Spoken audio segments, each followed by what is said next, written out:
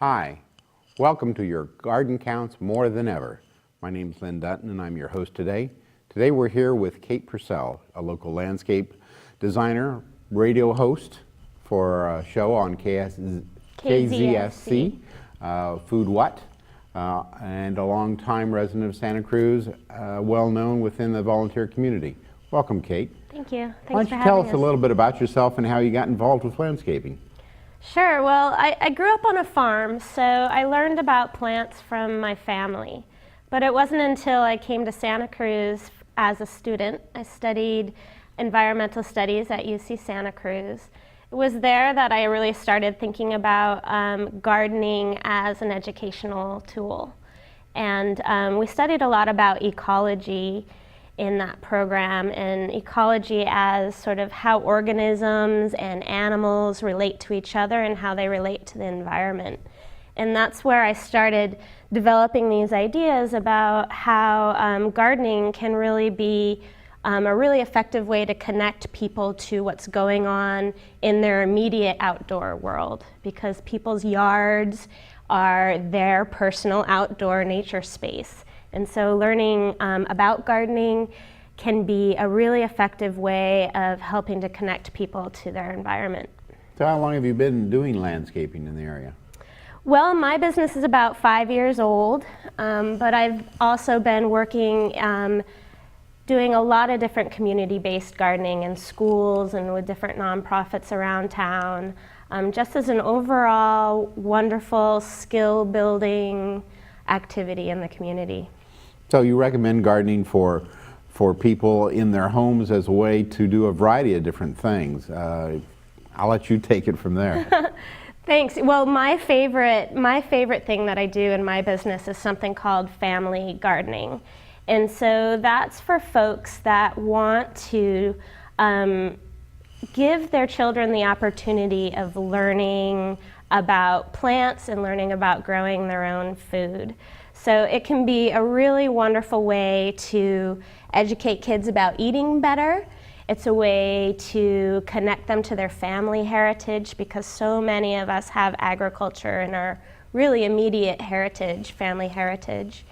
And gardening's a great way to bring in all sorts of different life skills. So you also talk about in the environmental stewardship associated with gardening at this point. Now, what do you actually mean by that at this point? Well, gardening or land stewardship, to me, it's about learning how to take care of our outdoor spaces, allowing our outdoor spaces to become more important and to have more purpose. So bringing us more educational opportunities, bringing us more healthy organic foods, that kind of thing. So a lot of us are starting to be concerned about how we take care of our outdoor spaces. And one of the things that's driving it is this drought that we've been in California. So in terms of the different benefits of gardening or landscaping, how do you distinguish between gardening and landscaping? To me, they're pretty much the same. They require you to get out there and get dirty. Exactly. To me, there isn't much difference. I think that for the purposes of this show, I really wanted to outreach homeowners about their outdoor spaces, whether it's just their general landscaping or their gardening, because there's ways that we can take care of the landscape and conserve water at the same time. Okay, and of course everything that's on everyone's mind at this point is the drought, which has affected the area. I think the current thing in the newspaper was that there's 1 year worth of water left in California at this point in time. How has the drought been affecting everything? Well, that's something that everybody's concerned about. The city officials are concerned about it. We're hearing a lot about it in the news and a lot about it in the radio, and we're talking to our friends a lot about the lack of water we've been experiencing here in California. And I think because of the notes we're getting in the mail about reducing water, I think people are becoming really scared, and they want to do the right thing to conserve water. And they're taking really drastic measures to conserve water on their land. And so what's concerning me is that a lot of folks are letting their land, their yards, their landscape go completely brown. They're just withdrawing water altogether. And I think that really, rather than just quitting on our gardens, that we want to learn how to become better stewards. And so a lot of us are conserving water by learning different habits inside of the home. We're saving water while we shower, we're saving water while we're washing our dishes. And those are all changes of habits. We didn't just stop taking showers, we just learned how to shower more efficiently. And I think that's a really important thing for us to keep in mind when we're thinking about our outdoor spaces. What, with, some people let their lawns go brown. Other people go out there and just rip out their lawns and put in turf, artificial turf. And then other people do at least what I call xeriscape, is where they, take out the lawn, put in fabric, and then lay large rocks on top of it and plant 3 or 4 cactuses or succulents of some sort. So you're not in favor of either of those two types of landscaping per se? No, I think those are valuable tools in our chest of tools. I think that there are some things that we can do to improve the ecosystem balance in our yards. As an environmentalist, we talk a lot about balancing the ecosystems. And so it's all about how everything works together in balance to keep our life systems going. And the problem with the environment is if you focus too much on one element and you take that out and you focus on that element, then the thing on the opposite end of the scale gets affected in a negative way. And so a lot of the things that we have to talk about is how to keep things in balance. And so when we're removing the water from our landscapes, we're really compromising our own system, our own local ecosystem, but we're also compromising some of these bigger natural things that are happening in our world, like the migration of butterflies and the migration of birds and some of these creatures that help us sustain our life systems. So like bees and other pollinators? Bees and butterflies. And why should we care about bees and butterflies? We care about them because they help the number one economic driver in the state is agriculture.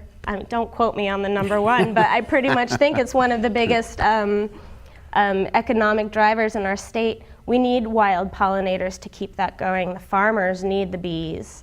And so what's happening is, as we are experiencing this drought, more and more habitat for wildlife is becoming dry and dead.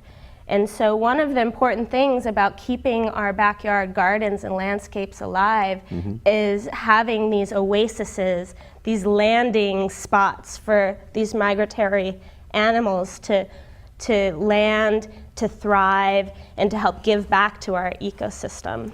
Are there other mistakes that people are doing other than, tearing out or letting their lawns go brown that they should avoid doing, or that they could, or things that they could be doing that would be more beneficial? Well, absolutely. I think there's no denying that we are in a very serious drought. So we do need to take this seriously. And I think that one of the most important things that we all need to take a look at is how we're using water in our outdoor landscapes.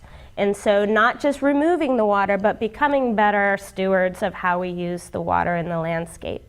So one of those things is to keep our soil alive. If we keep our soil fresh and moist with all of the organisms living in the soil, then it can accept the water from the environment and it stays on our land. And that's really important, because when we start putting down the artificial turf, we start using plastics and things like that in our landscape, we're creating a system where when the water comes, it just flows off the surface into the street and down to the ocean. And so one of the things about water conservation is making sure that we're not wasting any water. So making sure that the water stays on our property. So that's about keeping our soil alive. Another technique that people use is the drip irrigation technique. And so that is to replace sort of the overhead sprinklers that spray into the air. The drip line system actually delivers water to each plant. There's a tube that delivers water to each specific plant, and right at the base of the plant, so there's no loss of water to the environment. Is that better than a soaker system where you bury this specialty hose under the ground? And the soaker system works similar. It works, and it's definitely more effective than an overhead watering system. So either a drip line or a soaker hose would be a good idea if you were looking at using your water more efficiently. Is there a big payoff one way or the other for those two types of systems? I prefer the drip line because the soaker hoses for me end up getting clogged with minerals and things like that. So I haven't had a whole lot of luck with the soaker hoses personally, but it depends on your crop and what your purpose is. How do you determine your purpose? I mean, my purpose is not necessarily the same purpose that my wife has. My wife has more of a purpose of attracting birds and wildlife. I just want to sort of keep it simple. Keep it simple at this point, whereas other people have different purposes. Absolutely, and I think that is an individual decision, but an important decision when you're thinking about your landscape. Making sure that your plants have purpose is one of the ways you can make sure that the water resource is going to something that counts.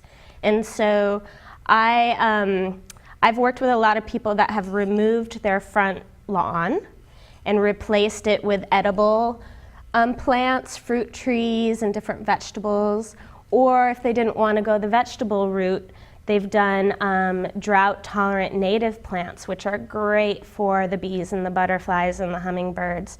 And so in that sense, you're taking out a resource-wasting plant that doesn't provide very much benefit or value, and you're replacing it with plants with purpose.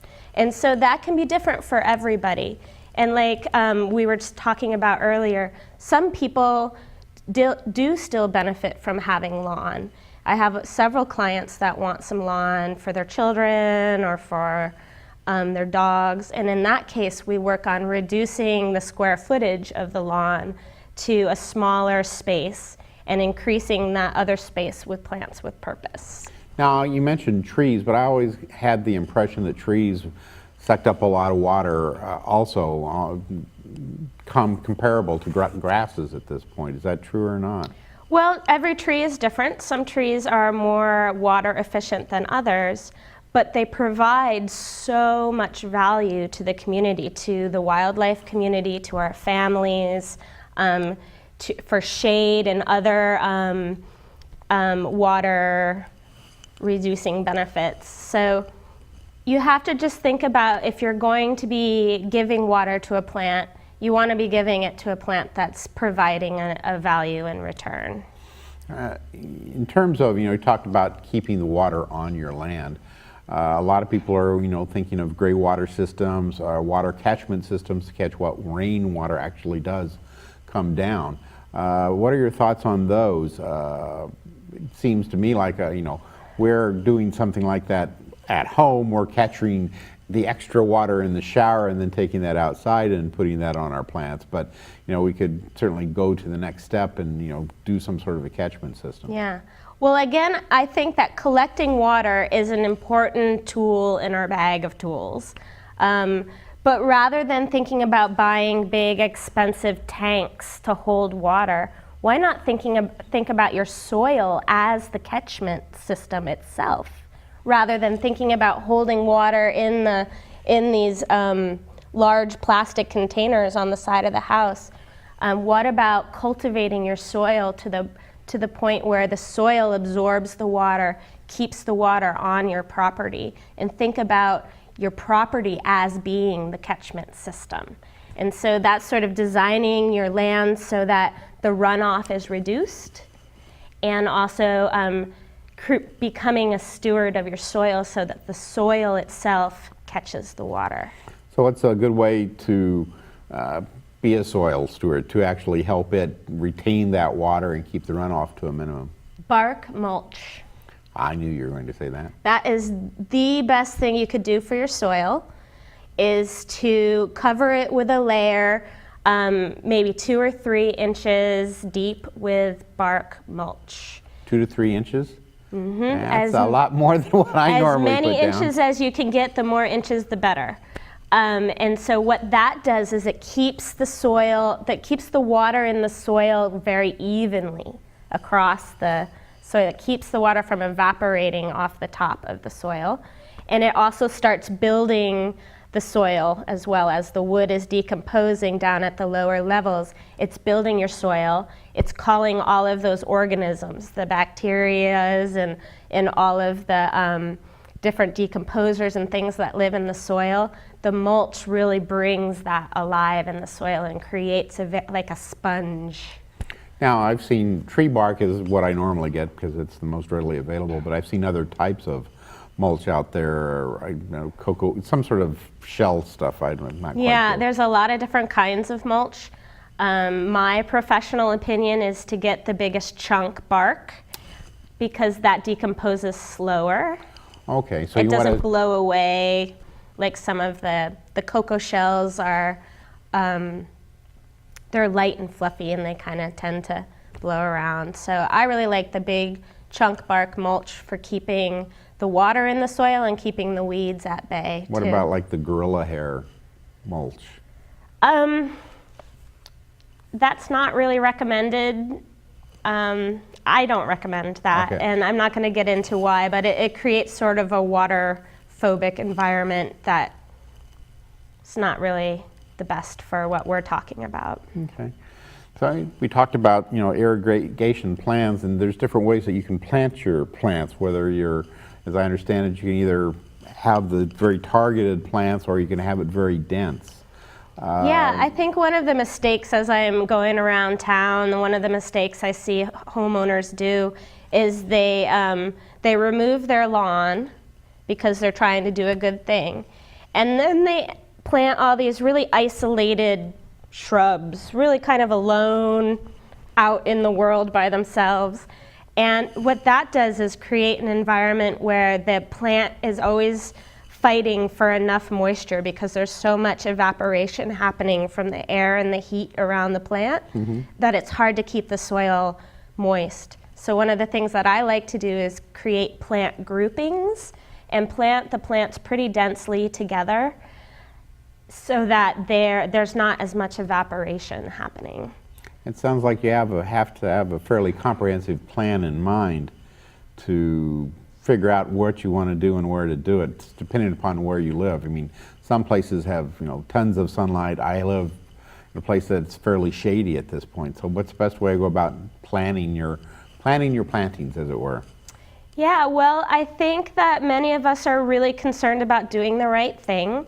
And so doing our research, reading different books or talking to the neighbors, or maybe hiring a local professional to help you sort of troubleshoot where your wasteful water strategies are and how to improve them. So how do you go about doing this for a homeowner when they ask you about putting out a plan of planning plan at this point? Well, the first thing we look at is how the garden is irrigated. And so we look for any wasteful elements of the current irrigation system, and we look at how to make some improvements, sort of like an irrigation audit, although I wish I had a better word for that. What I don't want to happen is for homeowners to become really paralyzed and sort of scared to do anything in their front yard. I think that's sort of what we've been experiencing with the people that are kind of quitting altogether on their gardens, like just going cold turkey. I think it comes from a sort of this fear of the unknown. And I really think that gardening is something we can do for the environment.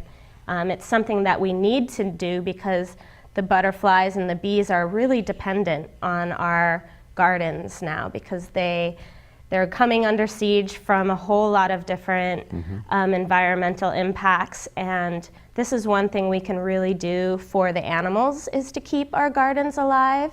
And it's something we can really do for our friends, our families, and our communities, keeping these ecosystems alive. I think that it's worth the resource to keep our gardens alive. We just need to figure out how to do it a little bit more efficiently. And so that's things like the drip system and the mulch, and learning how to not lose so much water to evaporation or runoff on our land. In terms of the pollinators, what's the best way to, there's a lot of things in the newspaper and magazines about the bee population being impacted throughout the world, not just here in the United States. What can we do to help out the pollinators?